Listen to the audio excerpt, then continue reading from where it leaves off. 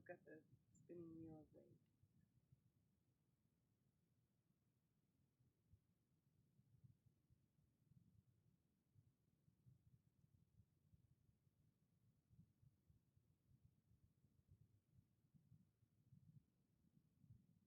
Okay, hello, Bigfoot enthusiasts. This is Scott from Blue Mountain Bigfoot Research. And Hannah from Squatch with Hannah. And welcome. Looks like we've got somebody in here. Hi, Craig. Nice to see you there. Yep. I hope you feel better if you're in bed.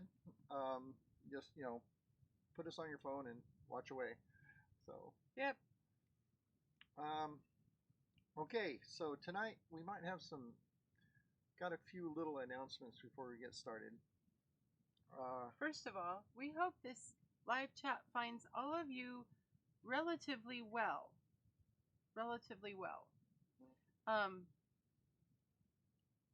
For reasons that you already know. Yeah, exactly. Yeah, we can't say certain words or YouTube will demonetize our videos now. Like, what's causing unwellness? That word. Yes. So we hope that your unwellness, if you are unwell today, is caused by the common cold or spring allergies instead of other rampant conditions that seem to be going worldwide. All right. Was that okay? That's okay. So, yeah, we got a couple little things before we get started. We had planned in June to put on a Bigfoot festival in Baker City, Oregon. It was super successful last year. We were going to go 2 days this year. Yeah, we had a whole bunch of really cool stuff scheduled. Cliff Barrickman was on our guest list. Shane Corson from the Olympic Project. Yep, and we had Tom Bennett, a Bigfoot singer. From Utah. He was going to come do a beer garden concert with us. Yay. Yay, a Bigfoot beer garden concert. Unfortunately. Yeah, unfortunately, we had to make the call to cancel it because there was a few other Bigfoot festivals that were going on. You need to turn your audio completely. That I was scheduled to speak at this summer, and like the big one, like the Oregon Bigfoot Festival in Corvallis, that was canceled. We got the news yesterday, so we went ahead and called ours. Hopefully, we can do it later in the year, possible, but we've got some exciting stuff. I know, because this was my idea, so I get to share it.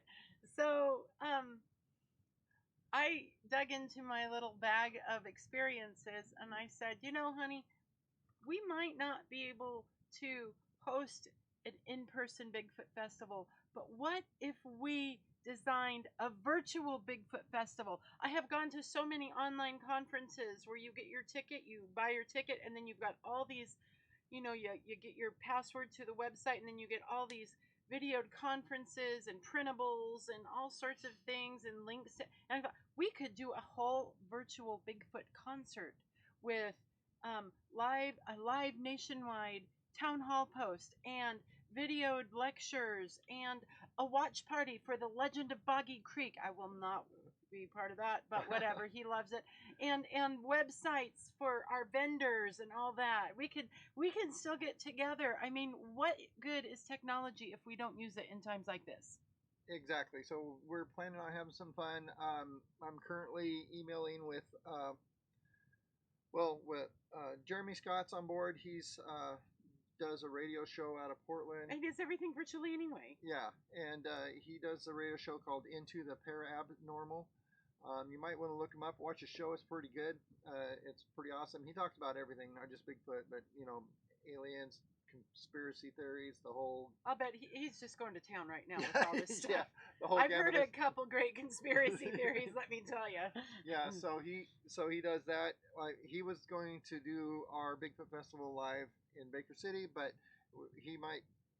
I've been working with him so we can do a live virtual Bigfoot Festival live stream with him over he's on like 300 some odd radio stations, and so we're waiting to hear back from Cliff and Shane and other people, but yeah. I think it could be a thing. And I tell you what, there is I shouldn't say it out loud, there is currently no planning from anyone else to do a virtual Bigfoot festival. We could so keep it down low. We could be starting a thing. Yeah, so So we're working on that right now. I've been on working with the company Zoom and seeing if we can work out where we can get our guest speakers in, but be able to broadcast it on YouTube at the same time. So we're zooming our guests in, so we can switch cameras. We'll figure it out. It'll be cool.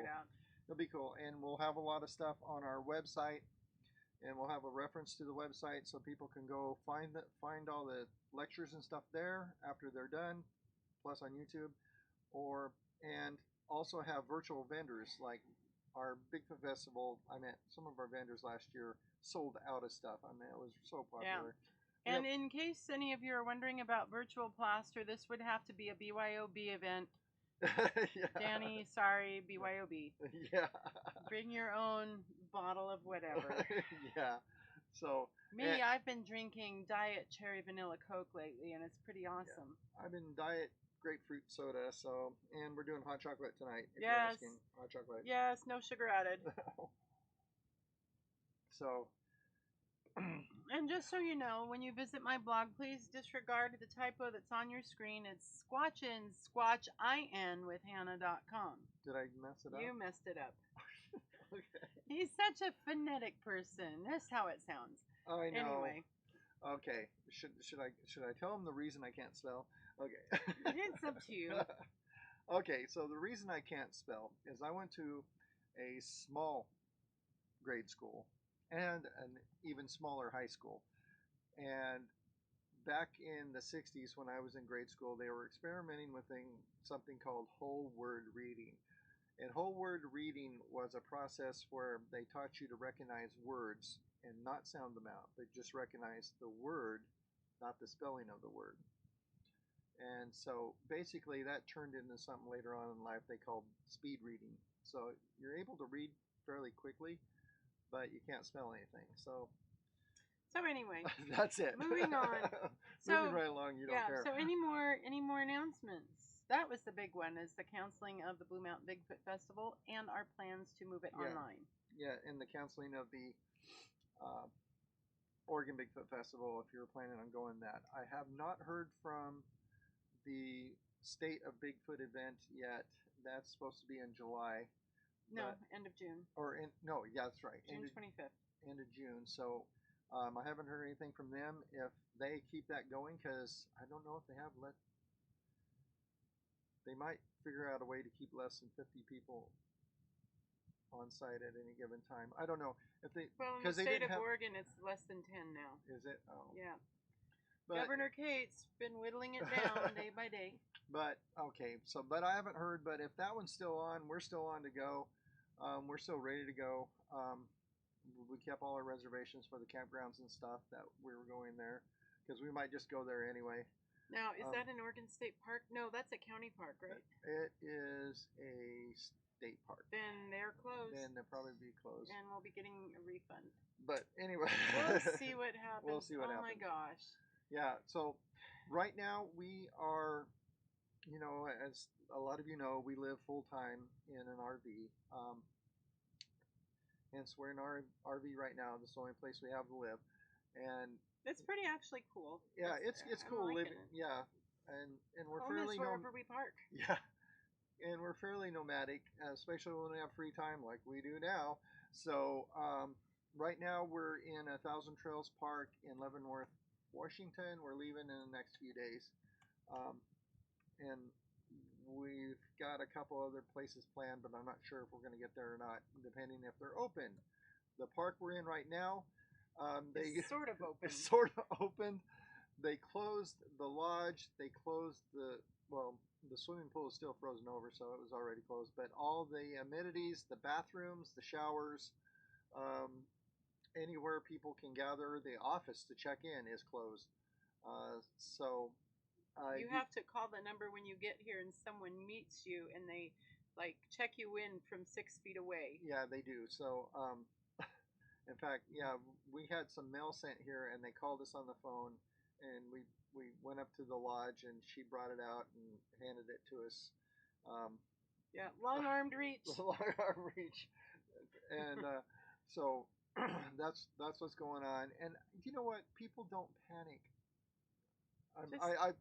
I have a whole rant, but I'm not going to go into this. But it's kind of funny that the panic is just a little extreme. I think so. And you know what? It's really funny because I belong to a lot of Facebook groups, and some are kind of spiritual in nature, and that's where you're supposed to find peace and calmness. And they're just as irrational as everybody else right now. And I tell you what, the health program that I coach for, they have they've got like a and this has to do with the panic. They've got a motto, and the motto of this company is stop, challenge, and choose. And I tell you what, that motto right there, stop, think about whatever you're coming up against and challenge your thought and then make a rational choice. And it has to do with what you put in your mouth, but it's really about everything in life. Stop, challenge the thought, and then make a choice. And that right there has helped me stay calm. Yeah. It's like, I don't have to go all crazy with this. Yeah, and I've been telling people this is COVID. Oops, I almost said it. Uh-oh.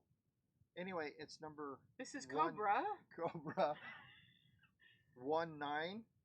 I wonder what happened to 18, 17, 16, 15, number 9, number 8.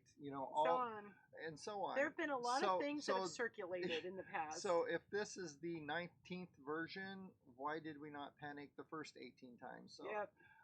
In fact, did you know that the average can of Lysol says that it kills this very CV? Yeah, it does.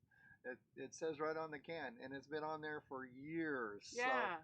So and and like I said, people have been panicking a little bit, and here in this campground, of course, it just cleared out now because people came for the weekend, and then they left. Thank goodness. And went home. But for we were filming a campsite review for our other channel, the Patty Wagon channel. We're working on getting that edited. It's fun. Yeah, go over and like that channel too. And speaking of which, if you like our stuff, go ahead and like the video and click the bell and subscribe and then click the bell and then leave comments on do all the things. Yeah, it's kind of funny because all the comments on our stuff, YouTube has a deal that I can just look up and see any comments that I haven't answered, and it shows you right there if the person's subscribed or not who are commenting, and like 90% of the comments are from non-subscribers. Marianne, I love what you said. This is a fast-moving, highly contagious strain of you-know-what. And we are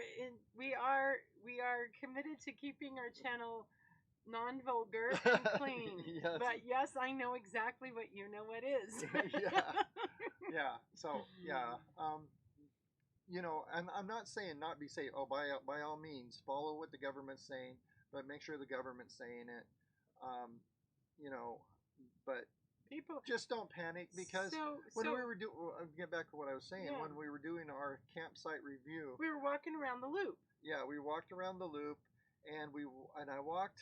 We walked probably about 20 feet. Yeah, 20 feet, 15 feet away from another camper. Another guy's camper, and he slides the window open and screams, "Social distancing! Social distancing! Social distancing!" And then he closes his window. It's like he's hunkered down in the campsite here. That's a little extreme. And of course, you see the photographs of people wrapping themselves in plastic bag, which collects static electricity, which collects viruses. Just saying. Anyway, people are just being ridiculous right now. They are. And so, I honestly, social distancing is fine because I don't want to deal with them anyway. Yeah, and we're being safe. We're fine.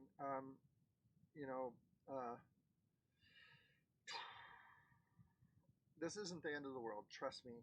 I did 2 tours in Iraq during the Desert Storm. This is not the end of the world as you know it. And I was a combat medic, but I was also an NBC specialist, nuclear, biological, and chemical, and I spent a lot of time in bunkers blowing up Saddam Hussein's stuff. And lo and behold, we found out years later that some of us got a chance of being exposed to sarin gas, but that's a chance you take, and I'm still alive, so I'm fine.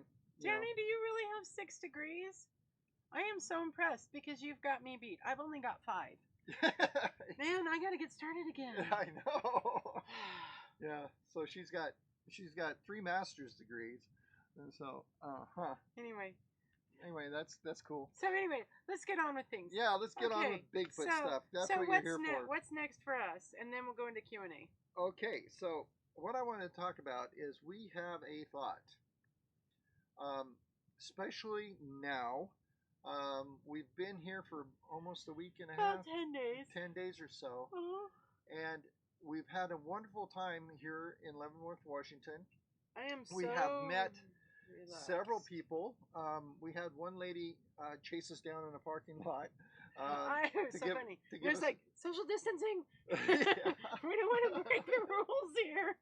No, but, because we've got the Squatch-mobile and it says Bigfoot on the side of us. So that's how we get reports, by the way. Actually, people follow us. They see our check and then they start following us. And then it's like, oh, dear. Yeah, so... Which is cool. The reason I do that is so that we can get reports from people. So we had a lady chase us down in a parking lot. In fact, we were pulling into this hardware store to get some parts for our propane, and she drove by and saw our truck, and then she turned around and came back and chased us down in the parking lot and said, just a month ago, she said, just a month ago, my friend and I saw a Bigfoot, and we found footprints in the snow, and when we were there, we saw the footprints. We thought it'd be funny to whoop and knock on a tree, and then something knocks back, and they look up and they see this head peek out from behind a tree and back, and then turn around and walk away. And she's like, she said she peed her pants. Yeah. And by the way, we will have her first-hand account posted to this channel as soon as he gets done editing it. Yeah. Because we do have her, and then we'll show. We've got footage of where they went, because we did go out with her. Yeah. Kept our distance, of course. We did follow all the protocols, but she took us out to see where they had their encounter. And it's a very squatchy area up here. Yeah, she sent me the photos of the footprints she got. She didn't have anything to gauge the length, but she told me they were about 15 inches. And we saw the pictures of the prints, and they so that'll be on the feed or on the report when I get it up. And we went out to the exact spot where she was. We filmed it. We filmed an interview with her, and so that'll be up soon. Which leads me into my brilliant idea. So, the rest of the time we've been up here, we, like yesterday, tried to drive out into where I thought would be a really squatchy spot, and the roads are all blocked off because all the national forests are closed, so we can't go into the woods. It's funny how they want us to keep socially distant, but they are really working hard to keep us as crammed together in cities as they can, when really the best place for everyone is to go out into the woods. Yeah, exactly. Because there's room for everyone to keep far more than 6 feet, I know.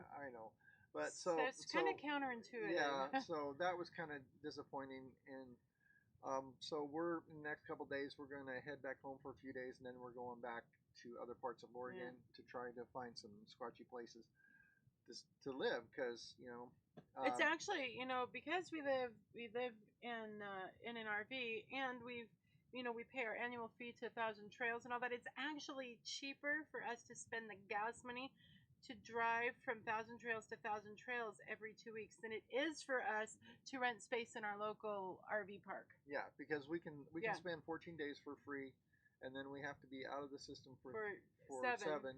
And then another 14 days. So we're just going from 1,000 Trails to 1,000 Trails. And with harvest hosting and mooch docking in between. Yeah. And I have at least the entire month of April that I will be teaching my middle and high school students completely online, with very pared down requirements, just enough to give them credit because of the situation. Yeah, and it's possible that it could go through May. That is kind of the wink, wink, nudge, nudge we've been getting from our administration. Yeah. Don't know how accurate that is, but I've learned to take my admin pretty seriously. Yeah. So we're kind of nomad. We're like been thrust into the nomadic lifestyle a little bit earlier than we thought we would. Yeah, we thought we were going to do this in the middle of June, and now we're doing it now. So, which is fine. We were told just to give the, especially the seniors, enough stuff that they can graduate. And we're trying to do everything online. So we're working on that right now. But we got to figure it out. Yeah. So Whatever. We'll figure. Yeah. yeah. She's going to do a virtual choir probably. We'll see. We'll see what I do. Actually, it's been really nice because I've done almost nothing the last week, and now I'm relaxed enough that I can be creative. And so next week, which is our official spring break, I will be designing all sorts of online curriculum for grades 7 through 12 music. Yep, and which this again has nothing to do with Bigfoot. No, but hey, it's our life. It's our life. So Danny, you are on a roll tonight. So what I am planning on doing during this time, and probably from now on, we've been actually been talking about this for months. I got to thinking, what has Bigfoot research been for the past 40, 50, 60 years? Since the Patterson film, since maybe before that, when John Green started his reports and started his investigations, and up through today, it's been a whole lot of the same thing. A whole lot of collecting footprints and hair and now DNA and stuff like that. So it's been a lot of the same, and we have not Really progressed no. past that. It's kind of like a hamster in a wheel right now. Yeah, we've just been running in circles with Bigfoot, and guilty. I've been doing it for 25 years, doing the same thing over and over and over, and I got to thinking, where are we getting? Where are we going? What are we proving? I mean, how are we changing anything? So we're producing books. People are writing books. We're producing evidence. I mean, I have casts that are brand new.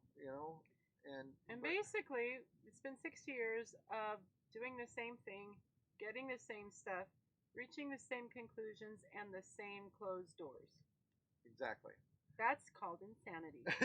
It kind of is. It's like doing the same thing and expecting a different outcome. Yeah, and we're not going to get a different outcome doing business as usual. So, and though technology's got better, we have thermal cameras now, which we didn't have 30 years ago. And we've got, night vision, which we don't have 30 years ago. But it's still collecting evidence that leads us nowhere. I mean, photographs, thermal hits. So your plan is? All that stuff.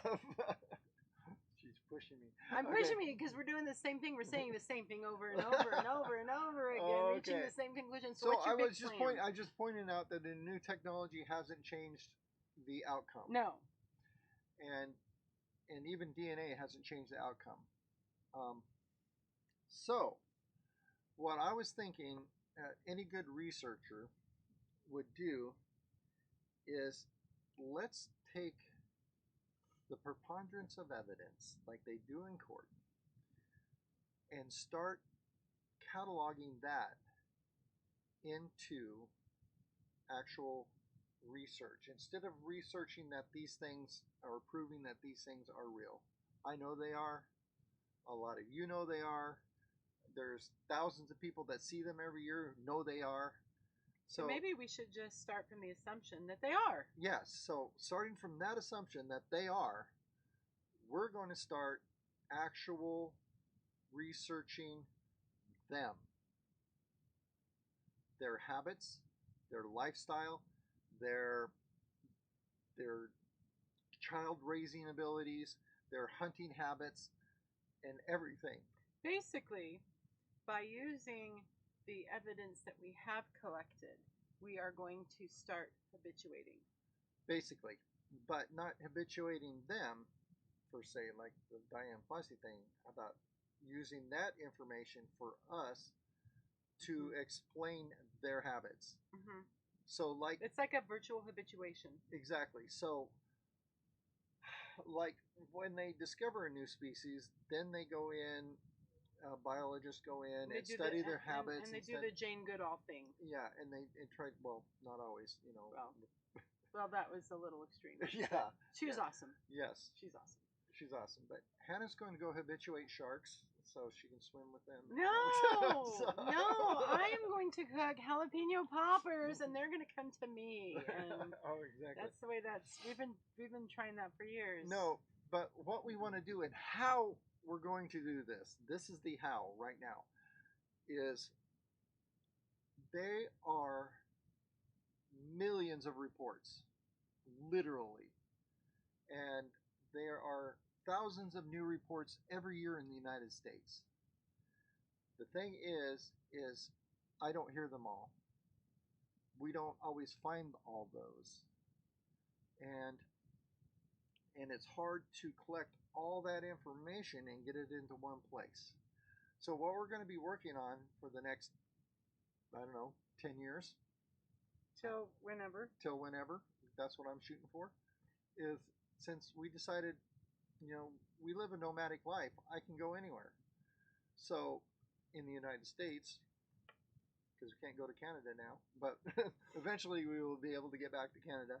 But anyway, what I want to do is we're going to travel from state to state to state to state to state, to place to place to place, and set up these town hall meetings like they did on Finding Bigfoot, which is a brilliant idea.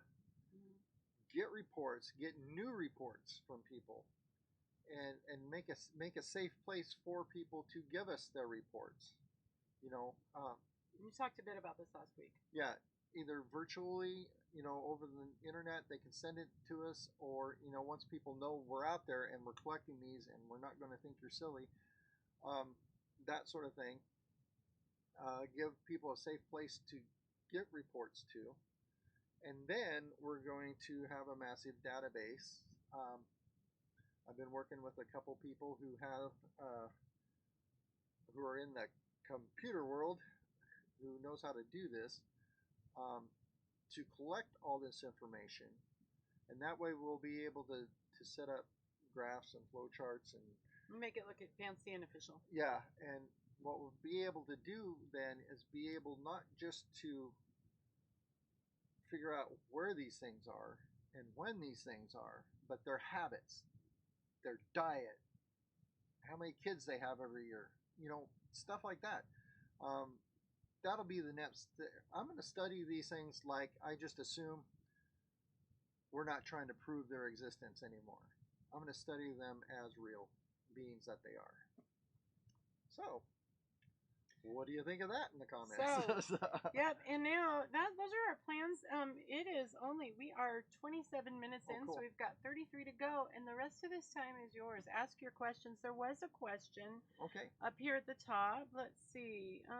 Before Danny got into his bar humor there. Yay. Okay, so Johnny I hope you're still out there. Johnny, he asked, any news on UPMI Bigfoot activity? I'm not quite sure what that is. Shall I look that up? Yeah, type in UMPI. I think it's probably a place. I cannot type today. UPMI. You might, Johnny, if you're still there, type in. Let's see what this says. What that says. Michigan Bigfoot Information Center. In the UP of Michigan. What is the UP of Michigan? It's the Upper Peninsula. UP of Michigan. See, I've never been to Michigan, so Upper Peninsula of Michigan. That's all right. See? Yeah, he's smart. I've got kidneys. All right. So, what do you know about the UP of MI? I know that I have talked to a lot of people, especially on the radio in that area, because I do occasionally. There's a kind of a paranormal radio show that I do on a regular basis that I'm on. It's not mine. It's the Lip out of Chicago. They do a Kenosha, Wisconsin. And I've talked to people online there about their Bigfoot experiences. But I do know that the natives in that area, going back to antiquity, have tons of stories and treaties and all sorts of interesting things with the Bigfoot there. So Is that kind of where the Huron are from? in the Chippewa. Okay. Yeah, So anyway, so yeah, Danny, of there's- course, I know. So Danny wants to know if high ground or low ground is better for a camping spot when looking for these, and it kind of depends on what time of year it is. it kind of does. What I do and how we were able to get a photo of one is by tracking the food in the area. Like right now is a good time to be following the snow line up the mountain. Yep, because they're headed north or they're headed up now. Yeah, as we get into warmer weather. As the snow melts, they go up higher to get further away from us. For one thing, two, there's food that grows on the edge of the snow lines. You got fresh, grass and shoots and stuff like that coming up. Shoots and no. Sorry. We've got that, but there's also that's where the mushrooms grow. By the way, if you follow the snow line, the mushrooms are the first thing that pop out. So go out on your annual morel hunt, and you might run into one. Yeah. Well, follow the berries; they like berries. Yeah. Well, where we live, the berries wouldn't be out yet. That's more of a fall thing. But we're getting into mushroom season here. Yeah. So we are getting into the mushroom season now, and where we live, it's morels. I mean, most of the morels in the world, the morel mushrooms come from where we live in Baker area. That's a natural mushroom that grows in the woods there. Everyone thinks it's awesome, but I hate mushrooms, so I don't get it. Yeah, well, I get it. I like mushrooms, but so that's where to go. Yeah, it depends, And so then, like in the wintertime, lower elevation's good. And then gifting tips. We've talked about this before. It takes a long time. Gifting, it's like with human beings. I'm not going to accept a gift from someone that I don't have a relationship with. And unless it's the lottery commission. Well, that's a little different. But gifting. Oh, we should go. Okay. Gifting. Oh, yeah. Gifting is a sign of relationship, and all of the genuine gifting stories that we've collected come from people that live on the edge of Bigfoot territory, or they go back and they go back and they will go back, and it's years before gifts start going back and forth. It takes that relation, and these are relational creatures. They are, yeah. So I would say, as awesome as we all know Nutella is, don't just assume that apples dipped in Nutella left on a tree stump is going to bring them in. Right, because it does take time. It might bring me in because that sounds awesome. But yeah, it's a thing. So yeah, it takes a while for that to happen. Okay, that took 5 minutes. As opposed to what you see on TV. You were introduced last year.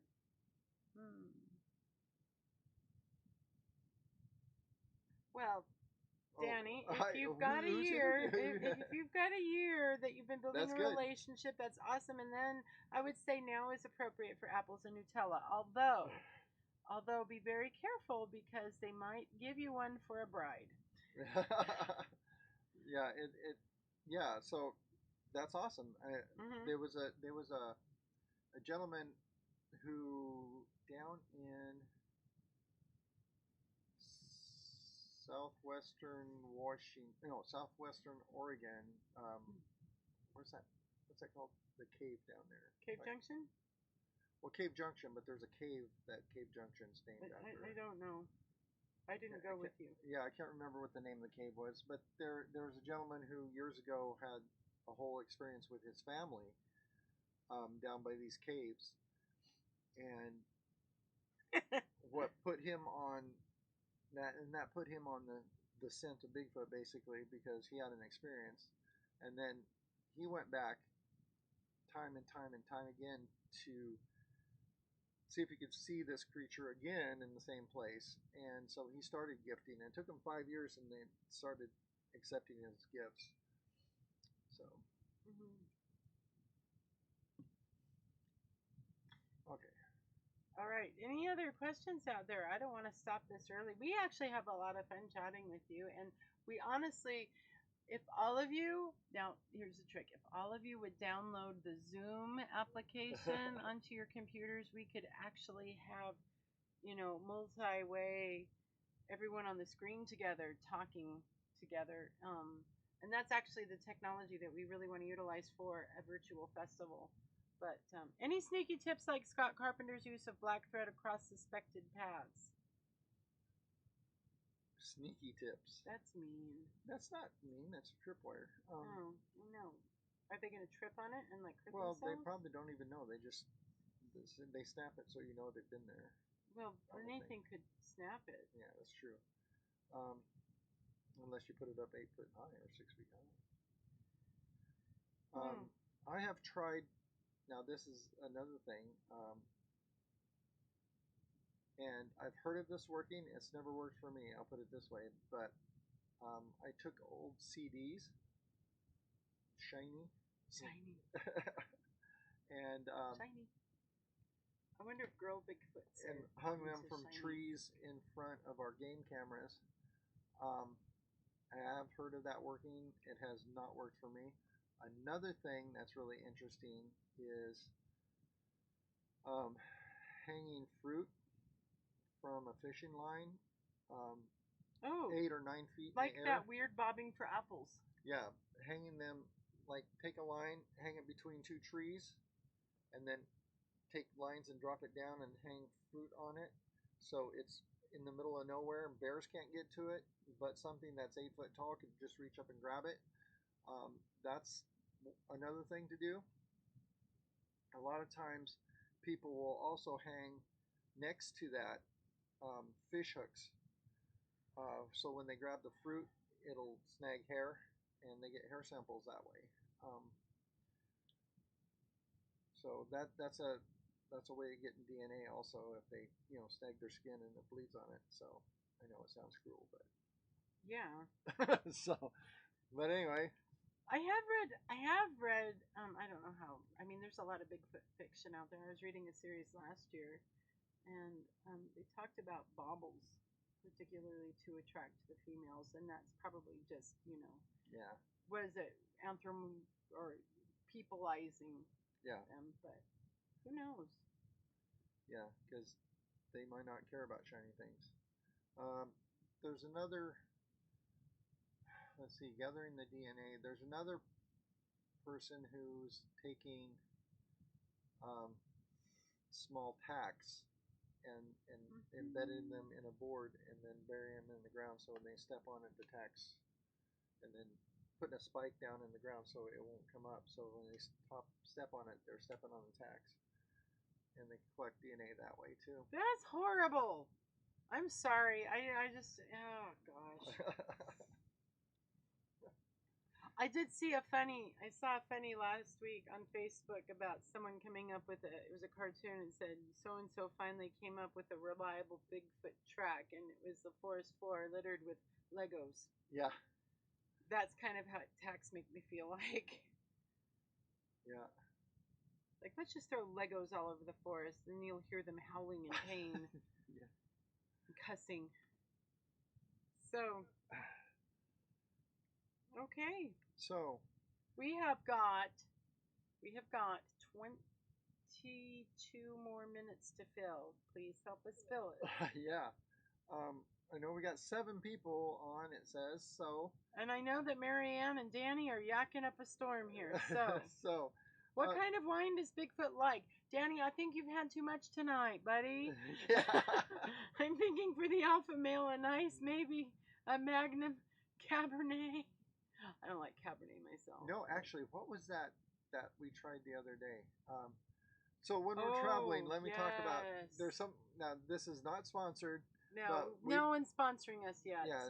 So nothing sponsored. So Thousand Trails doesn't sponsor us, but Harvest Host is not. Harvest Host. So what Harvest Host is, in case you don't know, because I'm pretty sure most of you are Bigfooters and not like RV life people. Harvest Host is something you pay so much a year, and they have thousands of wineries, distilleries, museums, golf courses, farms, and places like that across the nation that let you park your RV overnight if you're traveling, like from one place to the other, and you need an overnight somewhere. You can just call them up, say, "Hey, we're coming," and they say, "We got a spot. And so you pull in there. Usually you don't unhook your trailer or anything because you're just spending the night there. There's no hookups or anything, so you just you just park for the night, a place to sleep basically, with your RV. And then they encourage you to go in and do the wine tasting and buy a bottle of wine. And I will go to a wine tasting, not a problem. I will Yeah. do a wine tasting. So what was that we tried the other day? It was the red stuff that I didn't. what was it called, Outlaw? No, I can't remember the name of it. I don't remember. Anyway, it was like a Merlot, Shiraz, Cabernet blend. Yeah. I didn't like it, but he did. I did. So if Mel Bigfoot might like that, if you want to go check it out, hey, I'll give him a plug. It's Simcoe Creek Winery in Zillow, Washington. Yeah. Really awesome place too. It's beautiful. I'll bet it'd be a great place to have a wedding or something. Yeah. But it's Simcoe Simcoe Creek Winery in Zillow, Washington. Yeah, it's just outside of Yakima. Really beautiful area. Yeah. Nice people. Young couple that owns that winery. Yeah. I came away with a bottle of Riesling. I'm more into the sweet whites. Pinot Gris and Pinot Noir are right now my two favorite wines, but the Riesling was pretty good. They didn't have any Pinots, so I went with the Riesling. Anyway. Marianne, you're so funny. Yeah, Marianne said. Yeah, Marianne doesn't like it either. No. So that's funny. Anyway. Yeah, you guys are cracking me up. Yeah. You know what? When all this nonsense is over, it will be fun. It would be fun just to have a meetup. An in-person meetup, BYOB, Danny, BYOB, and just to actually get to know you guys face to face. Yeah, it'd be a lot of fun. And like I said, if we get this virtual thing going, we'll be able to invite people in, and then we can actually, if you got a webcam, we can see you. And yeah, so like I'm saying, or talk to you voice to voice instead of chatting on the. As we get more familiar with the Zoom room software, it really is easy to use. All you do is you go to zoom.com. We give you the meeting number to put in. You type in that number, and then it admits you into a video conference rather than just a live YouTube. It's a video conference, so you can talk and we can see each other. And I think that would be an awesome members only opportunity. That would be a good members only opportunity. Good idea. So, I do have them from time to time. So yeah, we could do that. And what's interesting is I don't know how they do it. They must have really big bandwidth, but they do. We can have almost 100 people in there at the same time for up to 40 minutes, so they'd be shorter. But we could actually have conversations and not just wait for something to come across the chat or the chat feed. Right. So, and if we did it like on our Patreon kind of thing, because we can actually do longer than 40 minutes, but it costs us $14 a month to do that. But we could just start out with we could start out minutes. with the 40 minutes, and then if we can get that roped into like a Patreon thing where people can donate $1 a piece or whatever a month, and then that would cover that. Yep.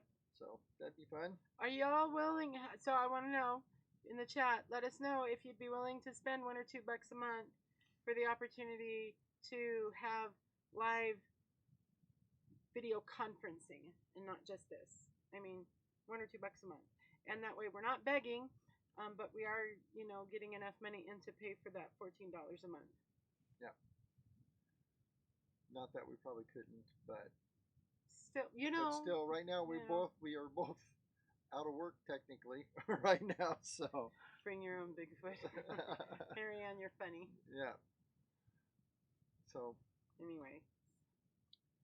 Anywho, any other questions? I mean, we've got 7 people in here. Where are you from? Type in where you're from. Type in where you're from into the chat line. We've got 9 people watching. I think one of those is me. So we've got 8 people. So Danny, we know you're from California.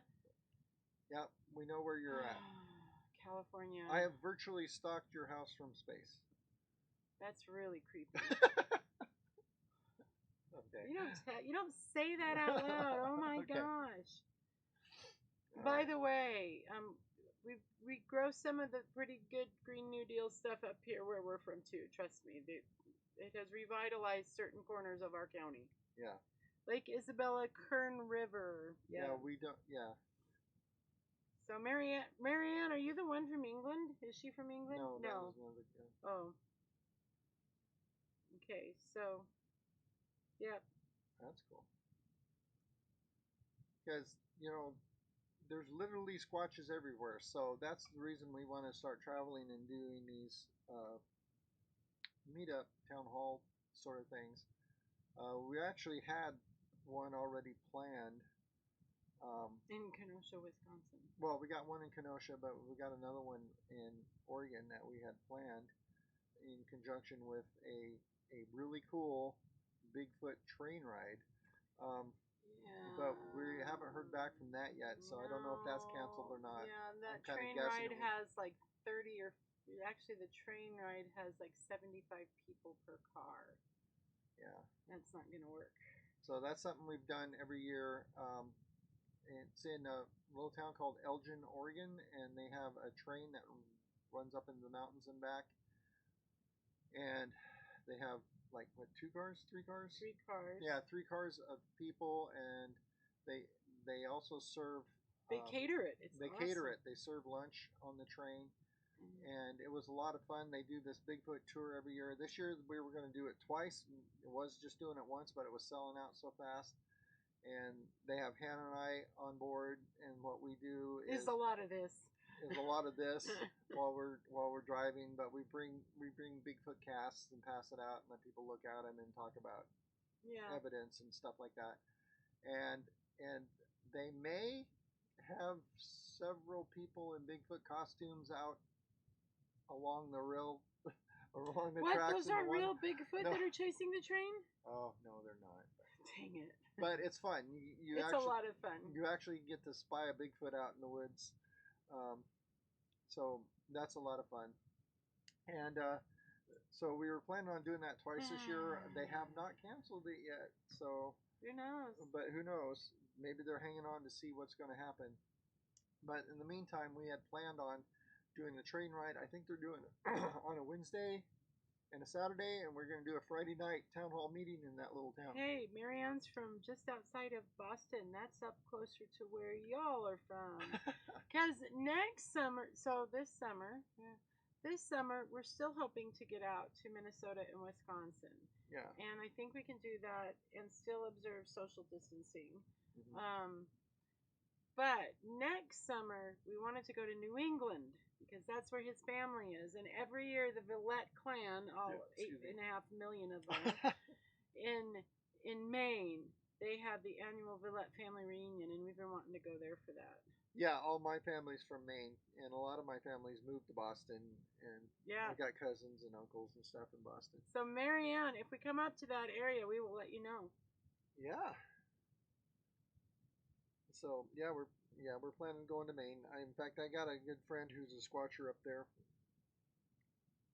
who just sent me some. Is he still living up there? I thought he lived in Georgia now or something. No. They went squatching in Georgia. Oh, okay, got you. But yeah, he's up in Maine. I don't know exactly where, but so we were planning on going up there and doing some squatching with him too. And actually, Danny, Hawaii is. You mentioned Hawaii in the chat about being socially safe. Hawaii is really struggling in this situation. They're getting, because it's such a conglomeration of people from all over the world. They're having some serious stuff going on in Hawaii. Yeah, and it's typical with stuff like this that you don't know you're spreading it because you have no symptoms, and then it's like a week before you have any symptoms, and then you end up getting on a plane and going somewhere, and that's just how it works. Yeah. We've probably spread it back and forth between each other about 17 times in the last month, but we're fine. Yeah. Actually, I have seasonal allergies, which is pretty bad. Yeah, me too. I've had some allergies in this last week or so too, because it's spring. It is spring. All right, so we are down to 11 minutes. Dun, dun, dun. So Danny is socially safe from Mary. Okay. I got it. Okay. You missed it. Yeah. No, I got it. Okay. Okay. So, any other questions? I wonder if I can go back. Oh, well, no, that's housekeeping, something else. Never mind. What did I have on my thing here? Can you read your writing? I can. And we've talked about everything on my list. So okay. There goes his list. So in our last 10 minutes, I could plug my stuff, but sure. You're going, please don't. Plug away. Plug away. So go to squatchandwithhannah.com. Actually, I have a Facebook group, and first of all, feel free to look us up on Facebook and friend us. I'm Hannah Burko Violette on Facebook, and he is Scott Violette. We love friends. I have got, of course, he's got his Facebook business page, Blue Mountain Bigfoot Research and Squatch, Oregon. My Facebook business page is Squatching with Hannah, which is my blog page, or my blog Facebook page. And please go like that, subscribe to my blog, because once you do that, then I can invite you to my, now I have this on good authority. Now, there are a lot of wellness, health and wellness blogs out there, right? I have the only Bigfoot themed health and wellness blog. And I have a wellness group on Facebook called Healthy and Happy with Hannah. And tomorrow we are starting a virtual scavenger hunt. So, we go out and we look for Bigfoot. Well, here we're doing a virtual scavenger hunt to, kind of encourage all of us and to get us focused on health and wellness. One of the reasons that Scott and I have taken our health so seriously in the last few months is so that we can go out into the woods when they're open again, to make our squatching life way easier. And so if you are ready to get healthy, please give me a holler. I am a health coach, and I've got a great program that works for everyone, whether you want to lose weight or just get healthier, heal your gut, lower your blood sugar, whatever you need. I love working with people. So give me a holler on Facebook and follow my page, join my group, and we will have a lot of fun together. All right. So I'm not getting the question feed on mine, but she is. But there's one full moon. I have no idea about the full moon. That'd be interesting. You just give me a thought there, Danny, is to go back and that's look. More werewolfy, Yeah. In fact, that when we were talking about in Wisconsin, we were talking about Michigan, Upper Michigan, and that area.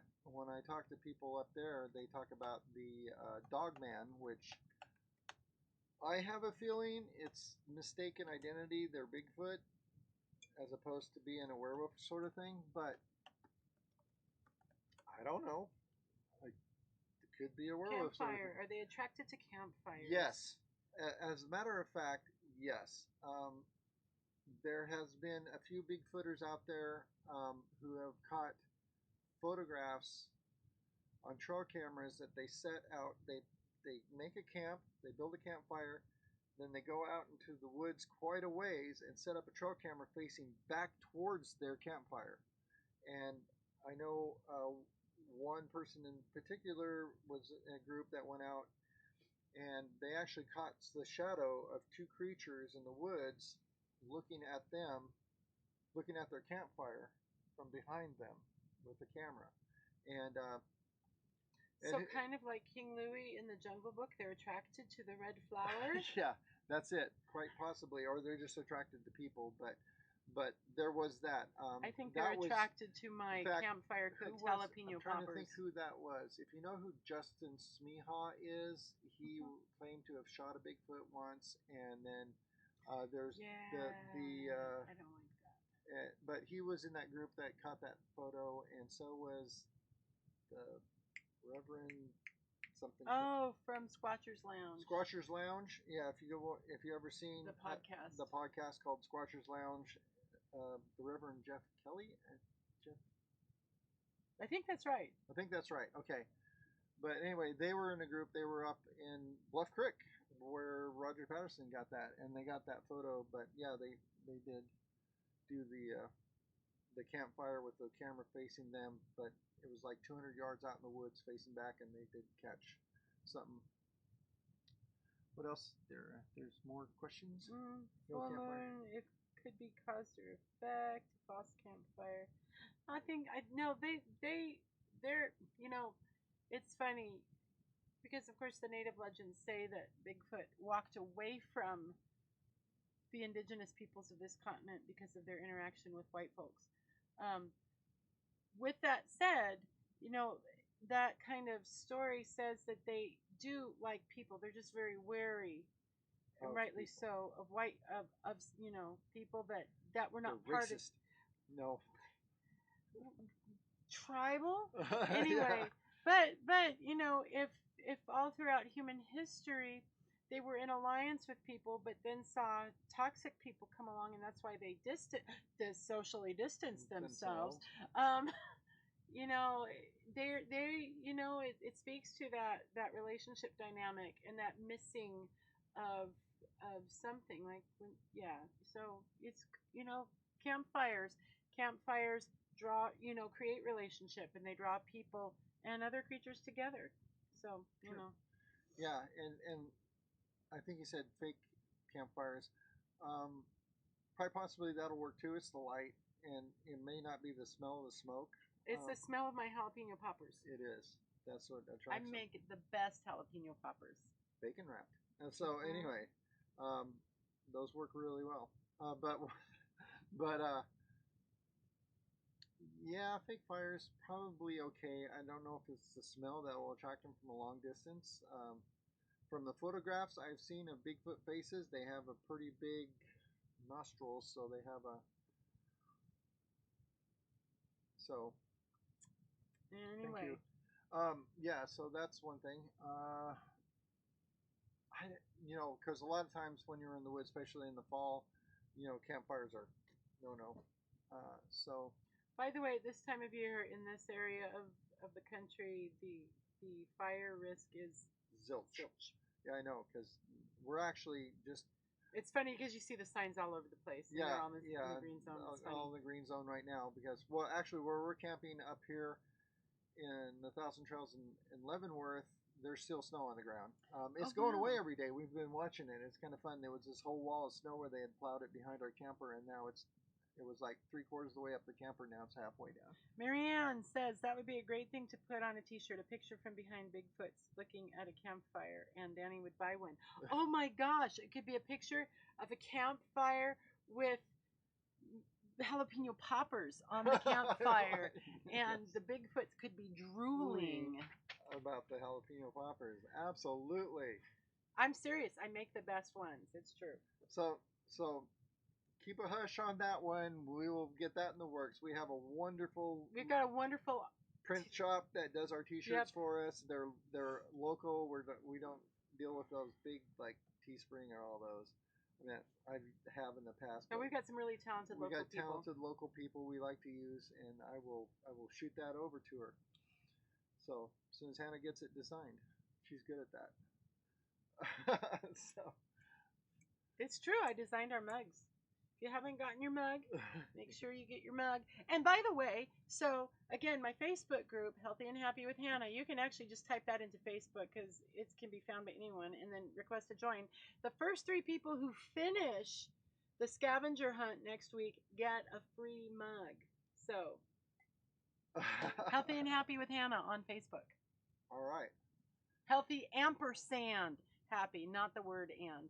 Healthy and sign happy with Hannah. Get your free mug. We'll put it in the description. Put it in the description below. Okay. When we're done and this is uploaded. So. All right. We're got 1 minute according to this. I don't know what that means. 2 minutes. Well, it's about a minute. So. Yeah, I see. And tonight we are going to make sure that the stream does not stop before it's caught up with us. It's doing a little better tonight, but there's still a little bit of lag, so we'll wait for that. Yeah. So, thank you so much for joining us. It's been kind of a spontaneous evening, but that's what we've got tonight. If you have ideas for more shows, just let us know. You can reach us by email on our websites or on Facebook. So like and subscribe. Tell all of your friends. Have watch parties.